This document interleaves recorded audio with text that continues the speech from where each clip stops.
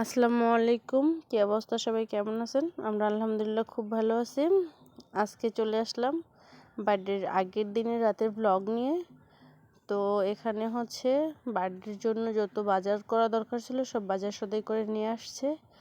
আর আমি আজকে 2-3 যাবত বার্থডে বাইরে কতক্ষণ যেতে হচ্ছে, এটা লাগবে ওইটা লাগবে, একটু শপিংয়ের জন্য যেতে হচ্ছে, বাজারের জন্য বাজারটা যারা ঘরে সবাই আনতেছে সেগুলো গোছানো হচ্ছে, কীভাবে কী করবো না করবো এগুলো নিয়ে খুবই ব্যস্ত থাকি।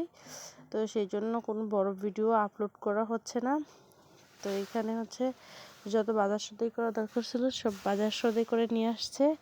তো আমরা এগুলো সব গুছিয়ে টুছিয়ে নিচ্ছি যেন যখন রান্না বাড়া করবে তখন কোনো ভেজাল না হয়। তো এদিকে হচ্ছে মুরগি আনা হয়েছে, রসুন মুরগি আনা হয়েছে, এগুলো সব কেটে কুটে ভালো করে পরিষ্কার করে নেওয়া হইতেছে, কারণ এখন যতটা পরিমাণে কাজ এগিয়ে রাখা যায় ততই ভালো হবে।